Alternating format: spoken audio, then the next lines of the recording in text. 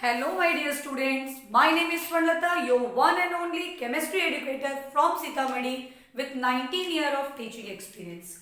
आज हम लोग some basic concept of chemistry के 6th पार्ट के साथ आए हैं जो बहुत ही ज्यादा इंपॉर्टेंट है, जिसमें हम लोग पढ़ने वाले हैं लॉज ऑफ केमिकल कॉम्बिनेशन। इसके पहले के सारे जो पोर्शंस हम लोगों ने पढ़े थे उसमें हम लोगों ने फिजिक्स से रिलेटेड बहुत सारे टर्म्स पढ़े, जैसे unit and unit conversion, precision, accuracy, है ना, सिग्निफिकेंट नंबर, ये सारी चीजें आपको फिजिक्स में भी पढ़नी है।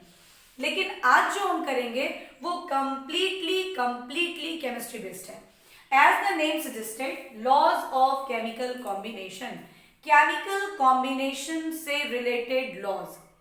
यानी हम लोगों ने पिछले क्लासेस में, बहुत सारे प्रीवियस क्लासेस में जो हमारे 5th पार्ट्स बने थे उसमें हम लोगों ने केमिस्ट्री के बेसिक्स को पढ़ा, केमिस्ट्री मैटर की क्लासिफिकेशन को पढ़ा, उसमें एलिमेंट, कंपाउंड, सारे कॉन्सेप्ट्स को पढ़ा।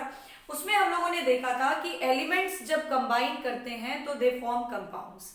यहां हम लोग पढ़ेंगे कि जो एलिमेंट कंबाइन करते हैं वो किन लॉज को फॉलो करते हैं, उनका जो कॉम्बिनेशन होता है वो किस मास रेशियो में होता है, किस परसेंटेज में होता है, किस वॉल्यूम प्रोपोर्शन में होता है, ये सारी चीजें हम लोग इसमें करेंगे।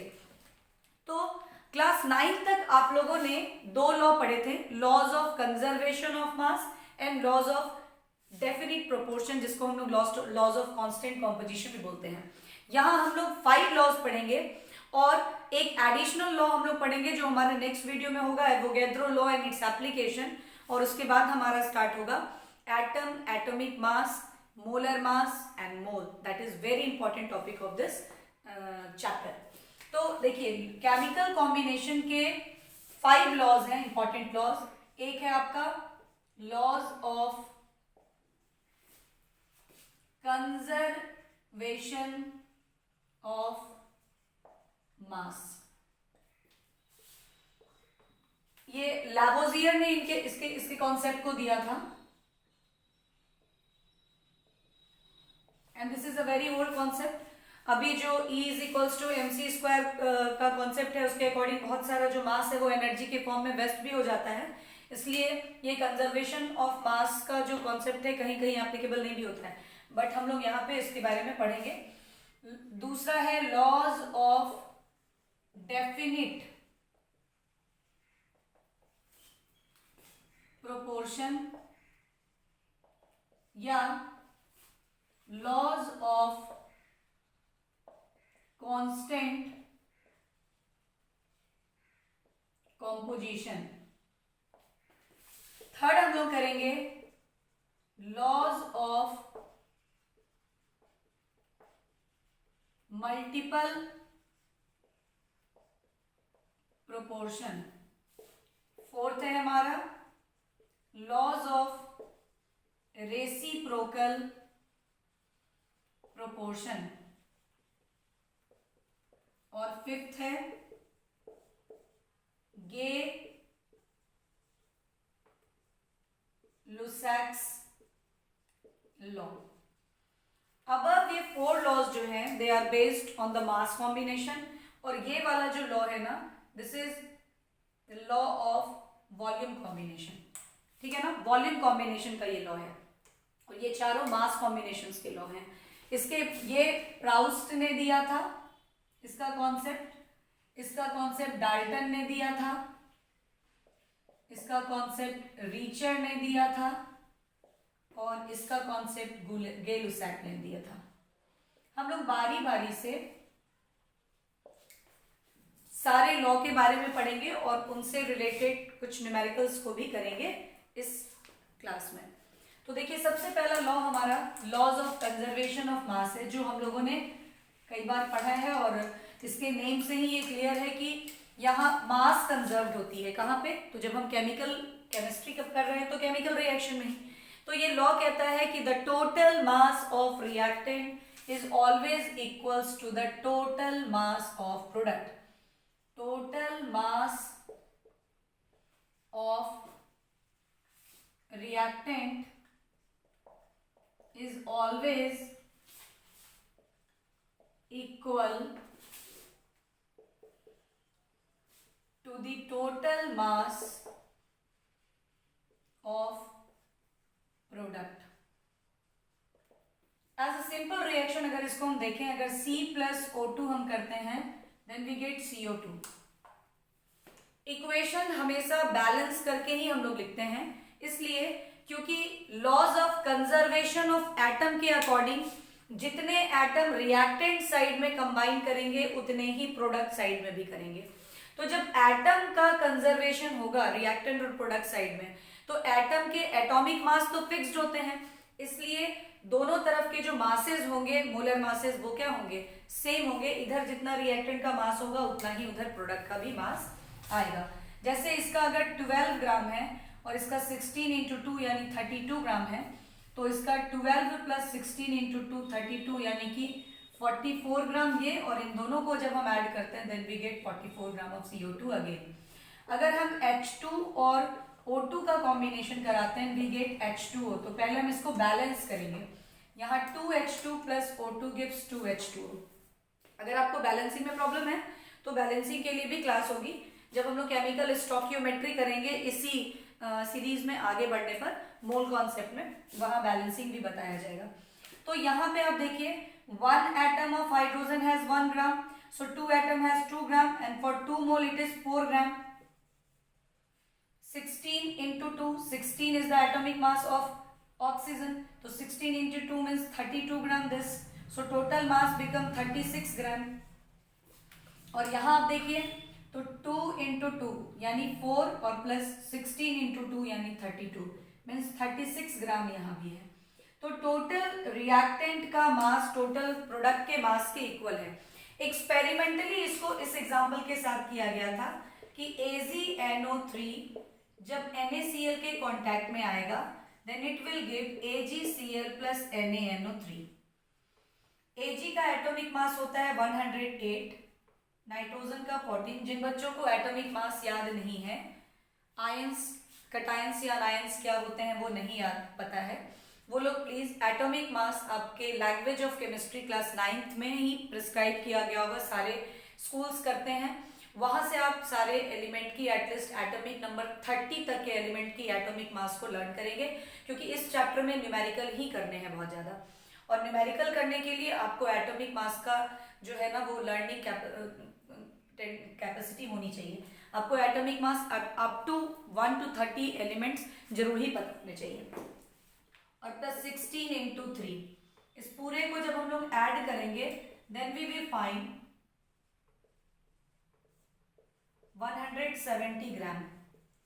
NaCl में सोडियम का atomic mass 23 and chlorine has 35.5, so 58.5 gram NaCl। यहाँ आप करते हैं तो 108 प्लस 35.5 यानी 130, इसको आप ऐड कर लें 5, 143.5 ग्राम। और इसके लिए करेंगे तो 23 प्लस 14 और plus 16 into 3,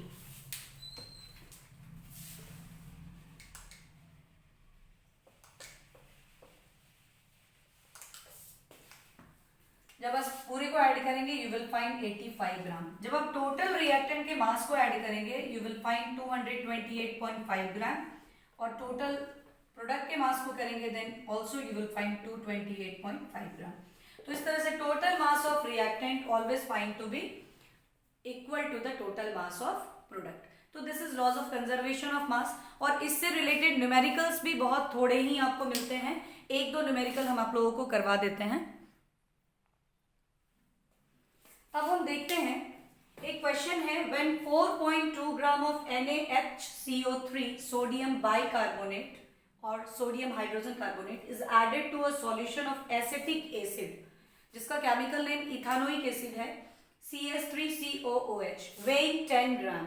It is observed that it means you have a reaction between NaHCO3 and CH3COOH. दोनों के बीच रिएक्शन होती है तो क्या बनता है CH3COONA। ये CH3CO माइनस इस Na प्लस से कंबाइन करता है, साथ में H2O and CO2. CO2 is released and this is in the form of residue.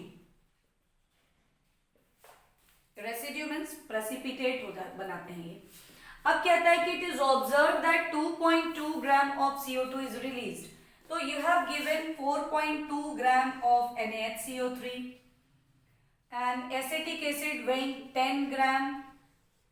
CO2 released is 2.2 gram and the weight of residue means the combination of this two is 12 gram.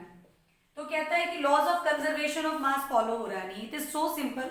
आप total mass of reactant निकाल लीजिए. ये कितना आ रहा है? 10 plus 4.2 means 14.2 gram is the total mass of reactant. और जब आप टोटल मास ऑफ प्रोडक्ट निकालते हैं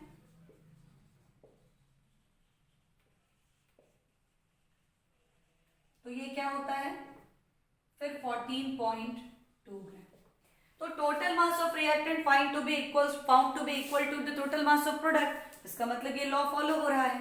ठीक है. इसी में एक क्वेश्चन जो है वो इस तरह से हो जाएगा कि कहेगा कि laws of conservation of mass यहां पर फॉलो हो रहा है और रिएक्टेंट्स के मास दिए हुए होंगे, प्रोडक्ट्स में से कोई एक प्रोडक्ट नहीं दिया होगा, या प्रोडक्ट के मास दिए हुए होंगे, कोई रिएक्टेंट एक नहीं दिया होगा, and you have to find. तो अब क्या करेंगे? बस आप total mass of reactant equals to the total mass of product करेंगे और जो आपको फाइंड नहीं किया हुआ होगा उसको आप फाइंड कर लेंगे. तो दैट इज वेरी सिंपल. इसका जो नेक्स्ट पार्ट क्वेश्चन होगा वो इसी तरह से. अगर यही क्वेश्चन आपको ऐसे होता कि when 4.2 gram of NaHCO3 combined with 10 gram of CH3COOH to give 12 gram of residue, then how much mass of CO2 is released. ठीक है. तो हम रिएक्शन को लिखेंगे and we know from the laws of conservation of mass कि total mass of reactant is equals to the total mass of product. ये हम लोगों को दोनों दिया हुआ है, ये हम लोगों के पास है, ये हमको निकालना है. तो this plus this is equals to this plus this. ठीक है. तो आप उसको फाइंड कर लेंगे. तो सिंपल है. इस पर न्यूमेरिकल बहुत ज्यादा करने की कोई जरूरत नहीं है. आप ऐसे भी समझ पाएंगे. नेक्स्ट जो हमारा लॉ है that is laws of definite proportion. Next law हमारा है लॉज ऑफ डेफिनिट प्रोपोर्शन या लॉज ऑफ कांस्टेंट कॉम्पोजिशन. ये JL प्राउस्ट ने दिया था और उनका कहना था chemical compound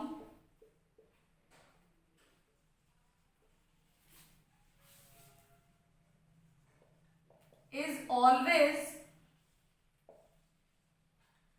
found to be made up of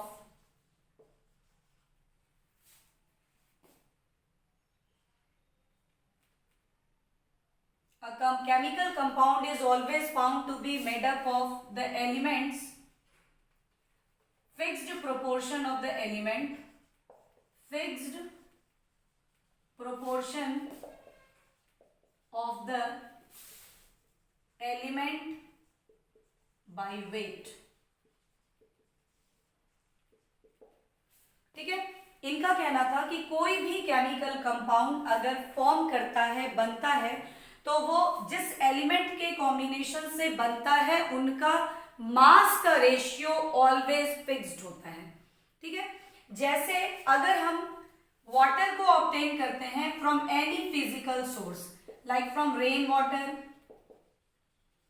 from river water, from tap water, आप कहीं से भी वाटर को ऑब्टेन कर लीजिए, क्या इसके फॉर्मूला में कोई चेंज आता है?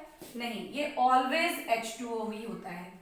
अगर आप इसको किसी केमिकल रिएक्शन से ऑब्टेन कीजिए like 2H2 plus O2 2H2O, अगर आप NaHCO3 को हीट कर दीजिए and obtain Na2CO3 plus CO2 plus H2O, अगर आप कोई और रिएक्शन कीजिए लाइक ZnO को H2 के साथ कंबाइन करा दीजिए, then you will find Zn plus H2O.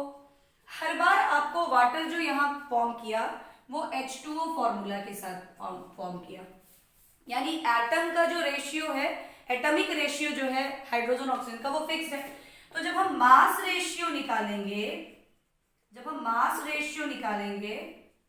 Of H2O, जो होगा H/O का, तो वो क्या होगा 2:1 यानी कि 2, और ऑक्सीजन का 16 यानी कि 1:8।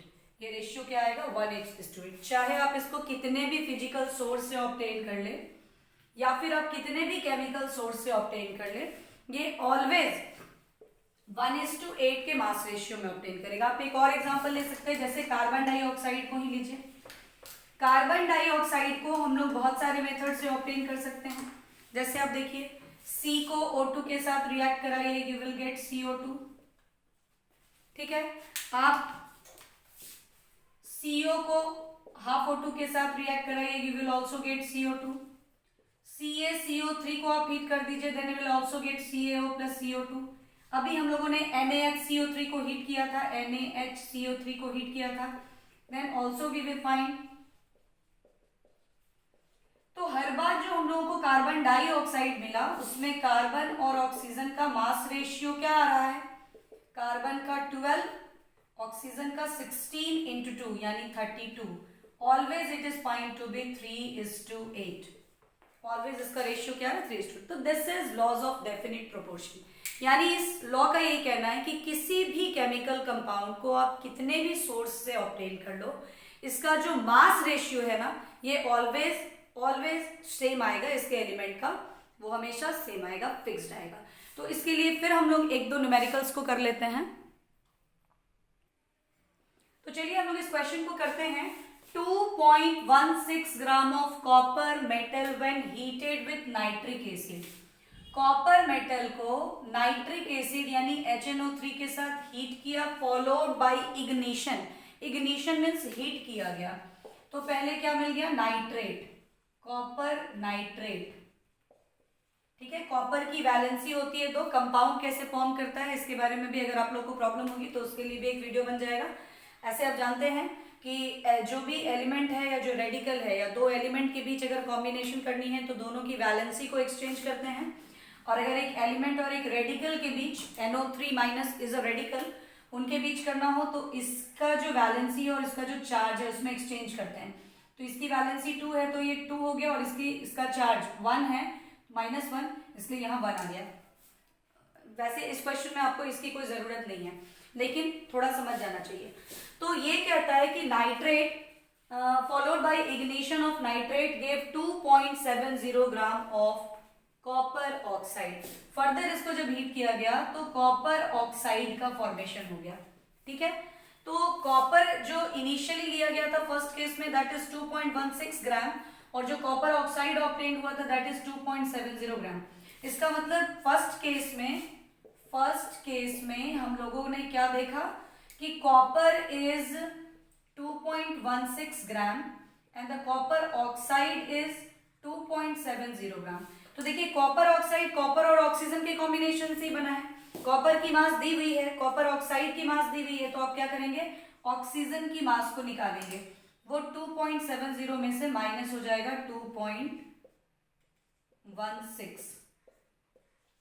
ये कितना आ जाएगा,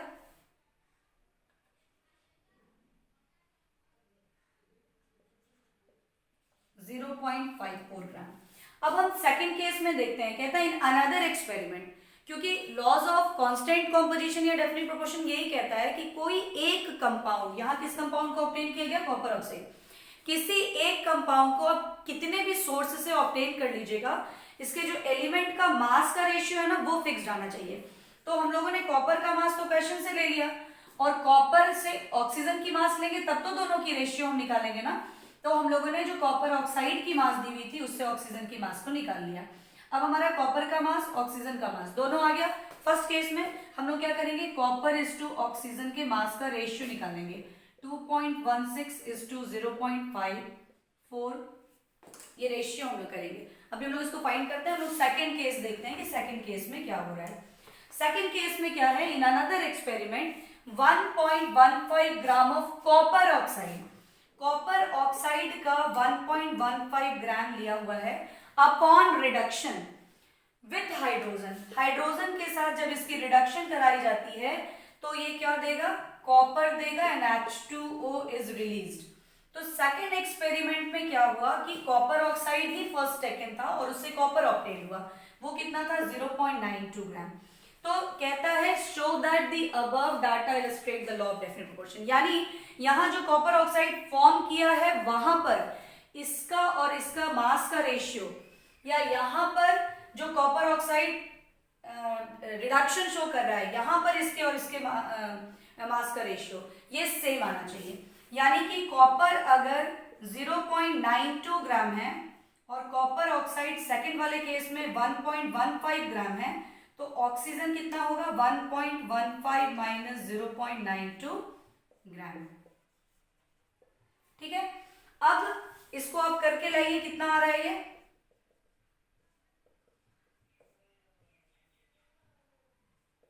0.23।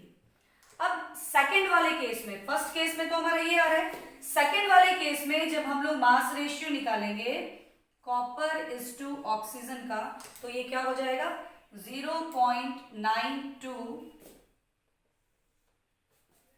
Is to 0.23। अब हम लोग इसको डिवाइड करके लाएंगे और फिर इसको डिवाइड के लाएंगे, क्या रेशियो सेम आ रहा है। अब देखिए इसको डिवाइड करके देखिए, 54 से 216 को डिवाइड कीजिए,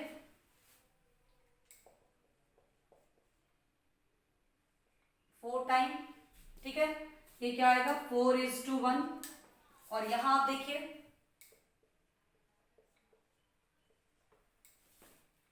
4:1, इन बोथ केस क्या मास रेशियो सेम है, it means it follow the laws of definite proportion. यानी कोई भी कंपाउंड किसी भी सोर्स से, यहाँ 2 एक्सपेरिमेंट दिया गया आपको क्वेश्चन में, 3 एक्सपेरिमेंट्स भी हो सकते हैं, 4 एक्सपेरिमेंट्स भी हो सकते हैं, जितने भी एक्सपेरिमेंट से किसी एक कंपाउंड को ऑब्टेन किया जाएगा फ्रॉम देयर एलिमेंट, तो उनका जो मास रेशियो आना चाहिए, जो मास रेशियो आना चाहिए ऑलवेज क्या आना चाहिए, फिक्स्ड आना चाहिए। This is laws of definite proportion. अब हम लोग करेंगे laws of multiple proportion. Laws of multiple proportion, ये बहुत ही इंटरेस्टिंग लॉ है क्योंकि यहाँ मल्टीप्लिसिटी है, ठीक है, और जितने भी लॉ पढ़ाए जा रहे हैं उसमें एक न्यूमेरिकल्स करने से सिर्फ आपका काम नहीं चलेगा, आप लोगों को और भी प्रैक्टिस करनी होगी। उसके लिए आज ही आप लोगों के पास एक वीडियो चला गया होगा कि कैसे हम लोग किस बुक्स के हेल्प से अपने एग्जामिनेशंस की तैयारी करें, चाहे वो सीबीएसई बोर्ड के बच्चों की हो, आईएससी बोर्ड के बच्चों की हो, या फिर जेईई मेंस या नीट के बच्चों की है। उनके लिए एक वीडियो चला गया है कि कौन सी बुक से केमिस्ट्री की तैयारी की जाए, कैसे करें हम केमिस्ट्री की तैयारी, किस बुक से करें हम तैयारी, और क्यों केमिस्ट्री हमारे लिए बहुत ज़्यादा टफ है। बच्चों को बहुत ज़्यादा केमिस्ट्री कभी कभी टफ लगता है, बहुत बच्चे बोलते हैं बहुत टफ है, क्यों लगता है, इसके लिए भी एक वीडियो गया, आप उसको एक बार जरूर देखेंगे ताकि आप लोगों को ये लगे कि ऐसा कुछ नहीं है, दिस आर ऑल मीथ्स, ऐसा कुछ नहीं है कि ये बहुत टफ है। कैसे करनी है तैयारी, किस तरीके से हम करें ताकि ये बहुत ईजियर हम लोगों के साथ बने, उसके लिए आप लोग उसको देखेंगे। लॉज ऑफ मल्टीपल प्रोपोर्शन जो है वो डाल्टन का दिया हुआ था, इन्होंने 1803 में डाल्टन ने इस लॉ को दिया था और ये बहुत ही इंटरेस्टिंग लॉ है।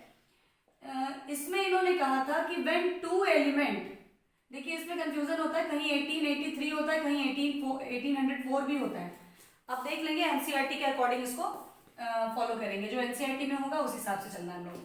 लॉज ऑफ मल्टीपल प्रोपोर्शन कहता है कि when 2 elements combine to form 2 or more then 2 products, ठीक है, जैसे आप देखिए C और O, ये दोनों जब कंबाइन करता है तो आप देखते हैं ना कि CO भी बनता है और CO2 भी बनता है, carbon monoxide and carbon dioxide. आप जब नाइट्रोजन एंड ऑक्सीजन की कॉम्बिनेशन कराते हैं तो आप देखिएगा कि बहुत सारे नाइट्रोजन के ऑक्साइड फॉर्म करते हैं, जैसे N2O, NO2, N2O3, N2O4, इस N2O4 को NO2 भी बोल सकते हैं, इसी का डाइमेरिक फॉर्म है, देखिए डबल हो गया, N2 हो गया, O4 हो गया, and N2O5। This is nitrous oxide, nitric oxide, nitrogen trioxide, nitrogen tetraoxide और nitrogen dioxide, and this is nitrogen pentaoxide. तो इतने सारे कंपाउंड बने सिर्फ इन 2 एलिमेंट से। आप हाइड्रोजन एंड ऑक्सीजन का एग्जाम्पल भी दे सकते हैं। हाइड्रोजन और ऑक्सीजन एक बार कंबाइन करते हैं will form H2O water, and एक बार ये बनाते हैं H2O2 हाइड्रोजन पेरोक्साइड।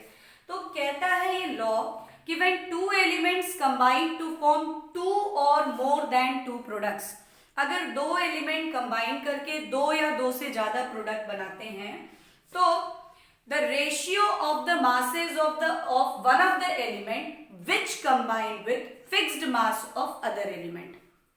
कहता है कि जब दो एलिमेंट कंबाइन करके दो या दो से ज्यादा प्रोडक्ट बना रहे हैं तो इन दोनों एलिमेंट में से किसी एक एलिमेंट का जब हम मास रेशियो निकालते हैं दूसरे को fixed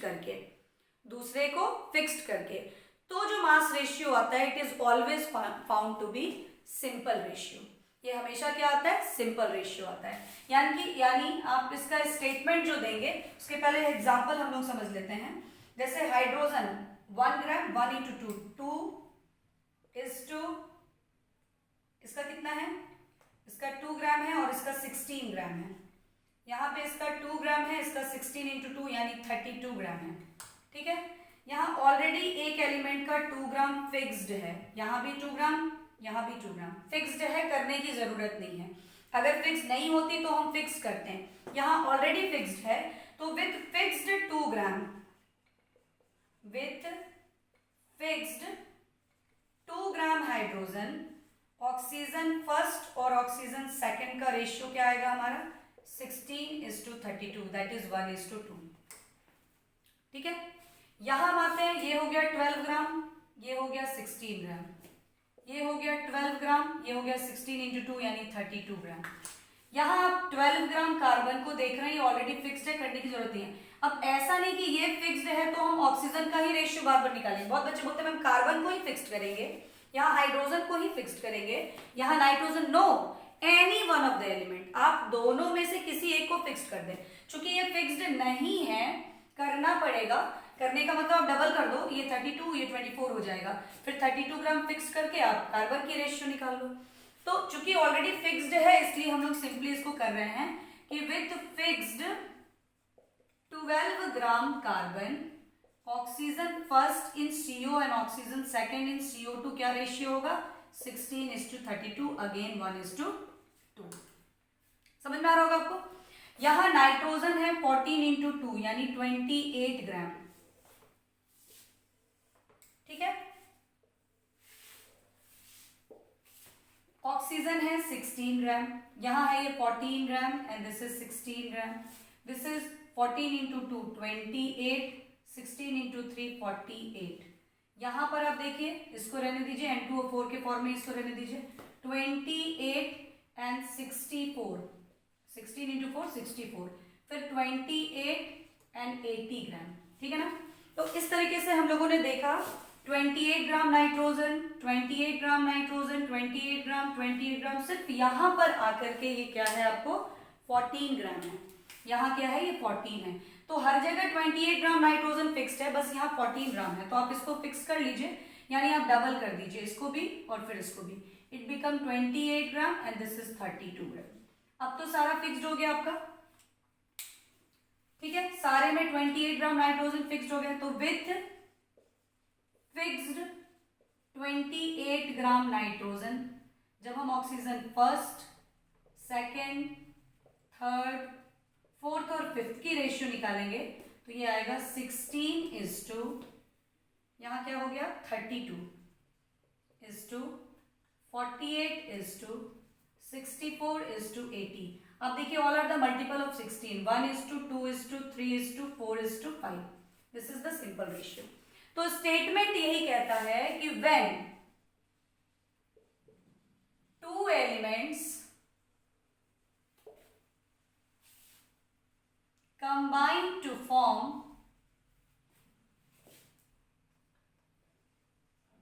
two or more compounds,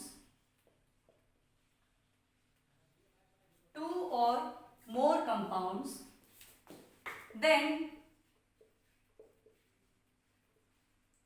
the ratio of the masses of one of the element which combine with fixed mass of other element bears a simple ratio. ठीक है, समझ में आ गया होगा। क्या कहता है कि when two elements combine, जब दो एलिमेंट कंबाइन करेंगे और दो या दो से ज्यादा कंपाउंड का फॉर्मेशन होगा, दो या दो से ज्यादा कंपाउंड का फॉर्मेशन होगा, then the ratio of masses of one of the element, ratio of masses of one of the element, हम लोगों ने ऑक्सीजन का निकाला हर केस में, ऑक्सीजन का जो मास रेशियो आएगा विच कंबाइन विथ, जो कंबाइन किससे करेगा, fixed mass of the other element, दूसरे वाले एलिमेंट के फिक्स्ड मास के साथ। जैसे यहाँ 2 ग्राम है, यहाँ 2 ग्राम है हाइड्रोजन, यहाँ 12 ग्राम कार्बन, यहाँ भी 12 ग्राम, दोनों में एक एलिमेंट का मास फिक्स्ड होगा और दूसरे का रेशियो निकालेंगे तो उसके मास का रेशियो ऑलवेज क्या आएगा, सिंपल रेशियो, जो हम लोगों ने एग्जाम्पल में देखा भी। तो this is called laws of multiple proportion. ये बहुत ही इंपॉर्टेंट है। अगर आप 11th की एग्जामिनेशन में अपियर हो रहे हैं बोर्ड में, तो वहां डिस्क्रिप्टिव क्वेश्चंस होते हैं, तो वहां आपको पूछता है state the law of multiple proportion, और इससे रिलेटेड न्यूमेरिकल्स भी होते हैं। तो हम लोग अब इससे रिलेटेड न्यूमेरिकल को ही करेंगे। देखिए क्वेश्चन है, carbon is found to form 2 oxides. Carbon 2 oxide बना रहा है, आपको फॉर्मूला देने की कोई जरूरत नहीं कि कौन कौन सा ऑक्साइड बनेगा, कोई दिक्कत नहीं है। Which contain 42.9% and 27.3% of carbon respectively। ठीक है, फर्स्ट ऑक्साइड आप ले लीजिए, कोई भी हो। वैसे हम लोग को पता है कि कार्बन के 2 ही ऑक्साइड हैं, carbon monoxide and carbon dioxide, but आपको वैसा कुछ दिखाना नहीं है। फर्स्ट केस में कार्बन का परसेंटेज है 42.9, मतलब 42.9 ग्राम अगर ये है तो ऑक्सीजन कितने हो जाएंगे, 100 में से आप माइनस करेंगे, क्योंकि परसेंटेज का मतलब ही होता है, परसेंटेज का मतलब ही होता है कि आपको 100 में से उसको माइनस कर लेना है, वो 100 में इतना ग्राम है। सेकेंड वाले ऑक्साइड में क्या आएगा, क्या गिवन है, इसमें गिवन है कि कार्बन जो है इट इज 27.3%, मीन्स 27.3 ग्राम, तो ऑक्सीजन क्या हो जाएगा, 100 माइनस 27.3 ग्राम। अब आप इसको लेके आइए, क्या होगा वैल्यू,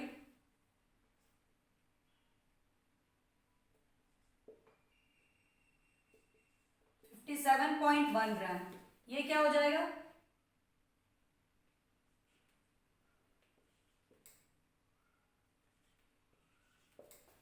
ठीक है। हम लोगों को कार्बन और ऑक्सीजन दोनों की मास मिल गई। अब ये कांस्टेंट कॉम्पोजिशन तो है नहीं कि हम लोग दोनों की रेशियो निकाल दें। अगर कांस्टेंट कॉम्पोजिशन फॉलो करना होता तो इसकी और इसकी रेशियो निकालते हैं। इस केस में अगर यही कंपाउंड दूसरे मेथड से बन रहा होता तो फिर वहां भी इसकी रेशियो निकालते। यहाँ क्या है, ये दोनों डिफरेंट ऑक्साइड्स हैं और इनमें किसी एक के मास को फिक्स करना है। तो अगर हम इसके मास को फिक्स करना चाहते हैं तो ये बहुत डिफिकल्ट है। ऐसा नहीं कि हम इसको डबल कर दें, इसको 3 टाइम कर दें, इसको हाफ कर दें तो ये आराम से हो जाएगा। ये जो डाटा है ये आपको इतना सिंपल नहीं दिया हुआ रहता है। अगर ये 2 रहता, ये 6 रहता तो आप इसको ट्रिपल कर देते, ये 4 रहता, ये 8 रहता तो आप उसको डबल या इसको हाफ कर देते, आप कर लेते, सेम कर लेते। यहाँ ये पॉसिबल नहीं है कि आप इतना आसानी से इसको कर लें। तो आप क्या करेंगे, आप ऐसा कीजिए कि इतने ग्राम कार्बन से इतना ग्राम का ऑक्सीजन कंबाइन कर रहे हैं। 42.9 ग्राम जब कार्बन है तो ऑक्सीजन कितना कंबाइन कर रहा है, 57.1 ग्राम। तो हम 1 ग्राम फिक्स कर लेते हैं ना, तो 1 ग्राम से ये कितना कर लेगा, 57.1 बाई 42.9 ग्राम ऑक्सीजन, ये हम निकाल लेते हैं। यानी हम लोगों ने कार्बन का 1 ग्राम लिया तो यहाँ ऑक्सीजन कितना ग्राम हो जाएगा, इसको हम लोग यहाँ डिवाइड करके लाएंगे। 429571 1429.0 1.33 ग्राम आएगा इसका। यानी कि जब कार्बन 1 ग्राम है तो ये 1.33 ग्राम है ऑक्सीजन फर्स्ट केस में।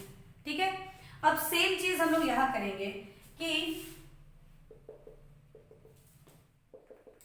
27.3 ग्राम कार्बन है तो उस वक्त ऑक्सीजन कितना कंबाइन कर रहा है फ्रॉम एक्सपेरिमेंट 72.7 ग्राम। हम लोगों को 1 ग्राम फिक्स्ड करना है, तो जब 1 ग्राम कार्बन होगा तो ये कितना हो जाएगा 72.7 बाई 27.3 ग्राम, ये कितना आ जाएगा 2.66 ग्राम। ठीक है ना, यानी इस केस में व्हेन कार्बन हम लोगों ने 1 ग्राम लिया तो ऑक्सीजन हमारा कितना आ गया 2.66 ग्राम। हम लोगों को क्या करना होता है, हम लोगों को कार्बन के या किसी भी एक, ऑक्सीजन भी कर सकते थे आप, हम लोगों ने कार्बन को किया, कार्बन के मास को फिक्स्ड कर दिया दोनों केस में। और अब हम क्या करेंगे, ऑक्सीजन फर्स्ट और ऑक्सीजन सेकंड की रेशियो को निकालेंगे। तो oxygen first is to oxygen second हमारा क्या हो जाएगा, फर्स्ट वाला केस ये है, सेकंड वाला केस हमारा ये है। ठीक है, तो फर्स्ट और सेकंड केस का रेशियो 1.33 इज टू 2.66 मीन्स 1:2। ठीक है ना, तो यानी हमारा रेशियो क्या आया, सिंपल रेशियो आ गया। इसका मतलब ये लॉज ऑफ मल्टीपल प्रोपोर्शन को फॉलो कर रहा है। इसी तरह से हम लोग एक और न्यूमेरिकल करेंगे। हम लोगों ने इसके पहले परसेंटेज बेस्ड क्वेश्चन देखा था कि जो दो कंपाउंड फॉर्म किए थे उसमें एक एलिमेंट की परसेंटेज गिवन थी और हम लोगों ने 100 में से माइनस करके दूसरे को ऑब्टेन किया था। यहाँ कहता है copper gives 2 oxide, copper 2 oxide दे रहा है on heating 1 gram of each. पहले वाले केस में अगर मान लो CuO है, दूसरे वाले केस में Cu2O है, किसमें क्या है उससे आपको कोई मतलब नहीं है। बस आप ये देखिए कि फर्स्ट केस में अगर कॉपर ऑक्साइड है, इसका 1 ग्राम लिया गया है और हाइड्रोजन गैस में इसको हीट किया गया है, तो ये कॉपर बनाया है और H2O। तो यहाँ पे कितना मेटल ऑब्टेन हुआ है कॉपर का 0.888 ग्राम। ठीक है ना, ठीक है, तो कॉपर ऑक्साइड का पूरा कॉपर इसमें ही है, तो इसका मतलब बाकी जो है 1 में से आप माइनस कर देंगे इतना तो वो ऑक्सीजन ही हो जाएगा। कॉपर ऑक्साइड का पूरा कॉपर इसी में आया और कहीं तो है नहीं। इसका मतलब ये हुआ कि इस डाटा में हम लोगों के पास ये पता है कि कॉपर कितना है 0.888 ग्राम, तो कॉपर ऑक्साइड कितना है 1 ग्राम। तो हम ऑक्सीजन निकाल लेंगे, वो हो जाएगा 1 माइनस 0.88। परसेंटेज वाले क्वेश्चन में 100 में से माइनस करते हैं, यहाँ क्या करेंगे हम लोग 1 में से माइनस करेंगे, तो 10 में अट गया 2, फिर 9 माइनस 8 1, फिर 9 माइनस 8 0.112 ग्राम। ठीक है, यहाँ सेकेंड केस में हम लोग आते हैं 1 ग्राम ऑफ ईच, यानी सेकेंड केस में फिर से कॉपर ऑक्साइड है और उस कॉपर ऑक्साइड का 1 ग्राम ही लिया गया है और जब हाइड्रोजन इससे पास किया गया तो उस ऑक्साइड ने, यानी जो दूसरा फॉर्म है कॉपर ऑक्साइड का, उसने कॉपर के 0.799 ग्राम कॉपर को दिया।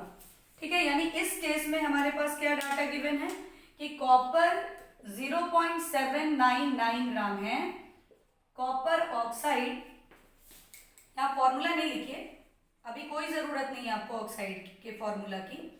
ऐसे आप Cu और Cu2O जान सकते हैं, बट आपको यहाँ पे लिखने की कोई जरूरत नहीं। कॉपर ऑक्साइड सेकेंड लिख लीजिए, आप इसको सेकेंड कर लीजिए, इसको फर्स्ट कर लीजिए, ये 1 ग्राम ही है, तो यहाँ पे ऑक्सीजन कितना हो जाएगा 1 माइनस 0.799 ग्राम। अब आप माइनस कीजिए इसको,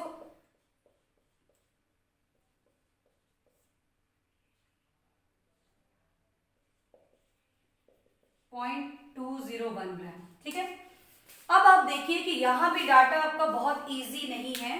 यहाँ क्या है आपको 0.888 एंड 0.112, यहाँ 0.799 और यहाँ 0.201। तो फिर आपको वही करना होगा, आप यूनिटरी मेथड यूनिट मास ले लीजिए और दूसरे का निकाल के फिर इसको आगे फर्दर कैलकुलेट कीजिए। तो आप क्या यहाँ पे हम लोग हर बार जो कटायनिक पार्ट होता है ना, पहले वाला पार्ट, जैसे कार्बन में कार्बन, हाइड्रोजन में हाइड्रोजन, नाइट्रोजन में नाइट्रोजन, तो यहाँ हम लोग क्या करते हैं ना, कॉपर को फिक्स नहीं करके ऑक्सीजन को ही फिक्स कर लेते हैं। तो देखिए ऐसा करते हैं कि जब 0.112 ग्राम ऑक्सीजन कंबाइन करते हैं 0.888 ग्राम ऑफ कॉपर से, ठीक है, तो 1 ग्राम ऑक्सीजन कितने से कर लेंगे 0.888 डिवाइडेड बाय 0.112। इसको हम लोग डिवाइड करके लाएंगे कि ये वैल्यू कितनी होगी। अब देखिए ये एप्रोक्स एग्जैक्टली तो नहीं बट एप्रोक्स 8 के आसपास तो लग ही रहा है ना, जब ऐसे न्यूमेरिकल्स हो ना तो आप रफली डाटा के थ्रू भी इसको बना सकते हैं, क्योंकि जब ऑब्जेक्टिव क्वेश्चंस होगी आपका जेईई मेंस या नीट वगैरह होगा तो वहां आप इतना कैलकुलेट करेंगे तो बहुत मुश्किल होगी। आप अप्रॉक्स डाटा जो है वो ले सकते हैं। यहाँ पे आप देखिए, यहाँ हम लोग ऑक्सीजन फिक्स कर रहे हैं ना, तो 0.201 ग्राम ऑक्सीजन से 0.7999 ग्राम कॉपर कंबाइन कर रहा है, तो फिर 1 ग्राम से कितना हो जाएगा इसमें 0.799 अपॉन 0.201। ये अप्रॉक्स आप देखिए 4 के आसपास लग रहा है, 2 4 8, ये 800 के आसपास है, अप्रॉक्स 4। ठीक है ना। इट मीन्स कि जब इस केस में हम लोगों ने कॉपर का 1 ग्राम लिया तो ऑक्सीजन हमारा 8 के अप्रॉक्स आया, और इस केस में जब हम लोगों ने कॉपर 1 ग्राम लिया तो ऑक्सीजन अप्रॉक्स हमारा 4 ग्राम हुआ। तो फॉर 1 ग्राम फिक्स्ड कॉपर, दोनों केस में हम लोगों ने 1 ग्राम कॉपर को फिक्स्ड किया, तो ऑक्सीजन ये फर्स्ट अगर हम ले रहे हैं और ये सेकंड ले रहे हैं, तो ऑक्सीजन फर्स्ट और सेकंड की रेशियो हमारी क्या हो जाएगी 8:4 means 2:1। This is a simple ratio again. तो इस तरह से हमारा ये लॉ प्रूफ होता है। यानी इसमें आपको ये करना है कि जो भी फॉर्म्स बन रहे हैं, जो कंपाउंड डिफरेंट कंपाउंड बन रहे हैं, उसमें आप एक एलिमेंट के मास को फिक्स्ड कर ले। अगर वो सिंपल फॉर्म का है, होल नंबर डिजिट में है, तो आप उसको डायरेक्टली कर ले। अगर इस तरह के डेसिमल डिजिट्स हैं तो फिर आप उसको यूनिट मास एक का करके और दूसरे का मास कैलकुलेट कर ले। तो यूनिट मास दोनों केस में फिक्स्ड हो गई 1 बन रहा है, आप दूसरे वाले की रेशियो निकाल दें। अगर वो सिंपल है तो इसका मतलब ये फॉलो कर रहा है, अगर नहीं है तो इसका मतलब ये फॉलो नहीं कर रहा है। तो इस तरह से ये हमारा बहुत ही important laws of multiple proportion. अब हम लोग करेंगे लॉज ऑफ रेसिप्रोकल प्रोपोर्शन। ये लॉ रीचर ने दिया था इन 1792। इनका स्टेटमेंट था कि when the ratio of masses of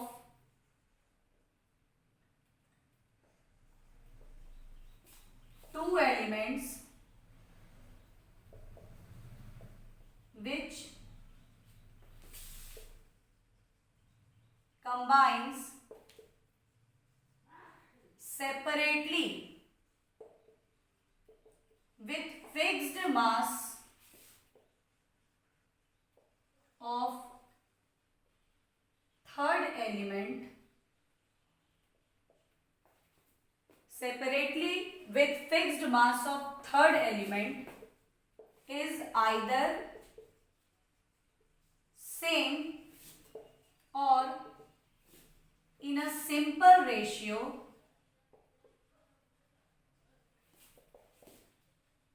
when combined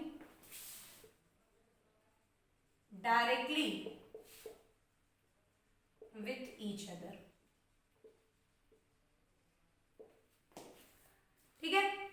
तो ये क्या कहता है, आप इसको देखिए। ये कहता है कि जब दो एलिमेंट आपस में कंबाइन करता है डायरेक्टली तब उनका जो रेशियो है, और जब वो किसी थर्ड एलिमेंट के फिक्स्ड मास के साथ कंबाइन करता है तब उनका रेशियो या तो सेम होगा, एक बार आप डायरेक्ट उसका निकाल दीजिए, या एक बार किसी थर्ड एलिमेंट के फिक्स मास के बाद उसको निकालिए, तो या तो वो सेम होगा या फिर सिंपल रेशियो में होगा।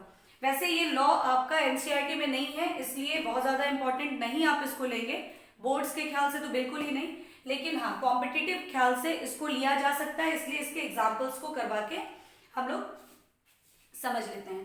तो देखिए इनका कहना है कि या तो सेम आएगा, दो बार जब हम रेशियो निकालेंगे, एक बार जब वो डायरेक्टली कंबाइन कर रहा है तब, और एक बार जब किसी थर्ड एलिमेंट के फिक्स मास के साथ कंबाइन कर रहा है तब, या तो वो सेम आएगा नहीं तो सिंपल। हम लोग दोनों एग्जांपल देख लेते हैं। जैसे H, S और O, ये दोनों कंबाइन किया H2S, ये दोनों कंबाइन किया H2O, ये दोनों कंबाइन किया SO2। एक बार जब हम लोग इन दोनों को डायरेक्टली कंबाइन करेंगे तो इन SO2 हम लोग क्या देखेंगे कि सल्फर और ऑक्सीजन का मास रेशियो क्या हो जाएगा, सल्फर का 32 और ऑक्सीजन का 16 × 2 यानी कि 32, यानी 1:1, दैट मीन्स कि 1 आएगा। ठीक है, ये डायरेक्टली कंबाइन किए हैं तब। अब आप देखिए इस केस में ये थर्ड एलिमेंट है और इस एलिमेंट का मास हम लोग फिक्स करेंगे दोनों केस में। तो अब आएंगे इन H2S एंड H2O। इसका हम 2 ग्राम लेंगे, इसका हम 32 ग्राम लेंगे, इसका हम 2 ग्राम लेंगे, इसका हम 16 ग्राम लेंगे। ठीक है, हम लोग को फिर यहाँ पे मास को फिक्स करने की जरूरत नहीं है, 2 ग्राम हमारा हाइड्रोजन ऑलरेडी फिक्स्ड है। तो हम क्या देख रहे हैं कि विथ फिक्स्ड 2 ग्राम हाइड्रोजन, अब हमारा सल्फर और ऑक्सीजन का रेशियो क्या आएगा? तो सल्फर होगा 32, ऑक्सीजन होगा 16, दैट इज 2:1 यानी कि 2। तो जब डायरेक्टली कंबाइन किया तो रेशियो आया 1, और जब हाइड्रोजन द थर्ड एलिमेंट के फिक्स्ड मास यानी कि हाइड्रोजन के 2 ग्राम इन H2S also in H2O also 2 ग्राम पे फिक्स करके तब रेशियो निकाला गया, तो ये आया 2:1 यानी कि 2। अब ये दोनों सेम नहीं है, इस केस में दोनों सेम नहीं है, बट जब इन दोनों का रेशियो देखेंगे तो ये सिंपल आएगा। इट मीन्स कि ये क्या है, फॉलो कर रहा है इसको।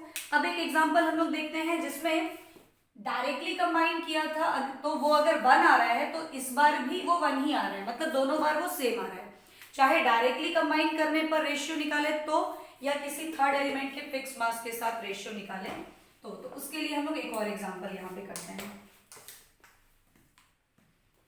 एक बार हम लोग लेते हैं यहाँ पे नाइट्रोजन, हाइड्रोजन एंड ऑक्सीजन। चलिए, ये nitrogen and hydrogen combine to form ammonia, nitrogen and oxygen here combine to form N2O3। आप कहेंगे मैम N2O3 क्यों? इसलिए क्योंकि हम लोगों को अभी ये सेकंड वाला केस जो है वो प्रूफ करना है, वो इसमें प्रूफ होगा, और ये वाला बनाया H2O। अब जब हम लोग इसको सॉल्व करेंगे इस केस में, तो अच्छा एक सवाल और बच्चों के मन में आती है कि मैम क्या जरूरी है कि नाइट्रोजन को ही यहाँ पे रखें और ये दोनों यहाँ? नहीं, आप हाइड्रोजन भी यहाँ रख सकते हो, नाइट्रोजन ऑक्सीजन यहाँ पे, आप ऑक्सीजन भी यहाँ रख सकते हो, नाइट्रोजन यहाँ पे, आप कुछ भी चेंजेस कर सकते हो। अब आप देखो कि इस केस में हम लोग पहले H2O में आते हैं, इन H2O, तो हमारा हाइड्रोजन और ऑक्सीजन का रेशियो क्या होगा? ये हो जाता है 2:16, that is 1:8। No problem at all. Hydrogen की 1:2, इसकी 16 यानी 1:8। अब हम आते हैं इन NH3 एंड N2O3। यहाँ the third element is nitrogen, यानी इसके मास को फिक्स करना है। NH3 में आप नाइट्रोजन देखिए 14 ग्राम है and hydrogen is 3 gram. N2O3 में it is 28 gram and this is 48 ग्राम। ठीक है ना, फिक्स है।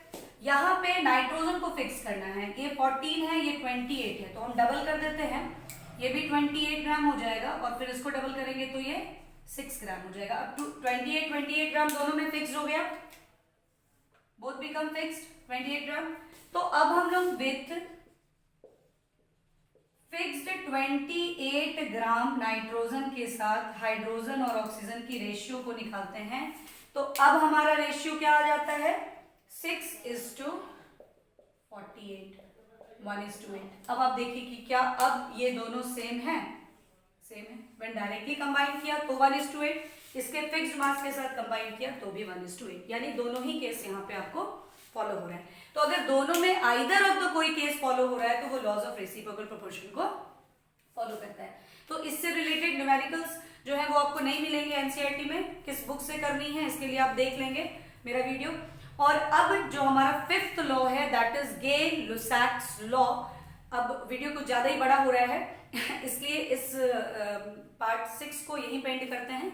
पार्ट 7 में हम लोग गे-लुसाक्स लॉ ऑफ कंबाइनिंग वॉल्यूम, क्योंकि ये सारे लॉ मास के कॉम्बिनेशन पर बेस्ड थे, वो वॉल्यूम बेस्ड है इसलिए वहां उसको, और एवोगैड्रो लॉ, ये दोनों हमारा नेक्स्ट जो वीडियो है उसमें हो जाएगा। और फिर Dalton's atomic theory and modern atomic theory के बाद हम लोग एटॉमिक मास और मोलर मास के कॉन्सेप्ट को पढ़ेंगे। तो इस तरह से आज हम लोग अपने इस लॉज ऑफ केमिकल कॉम्बिनेशन के सीरीज को एंड करते हैं। मुझे लगता है कि आप लोगों को ये वीडियो बहुत अच्छा लग रहा होगा, तो प्लीज़ इसको लाइक, शेयर और सब्सक्राइब भी करते रहिए और एंड तक देखिए ताकि आप लोगों को पूरी तरह से बेनिफिट मिल पाए। Okay, bye.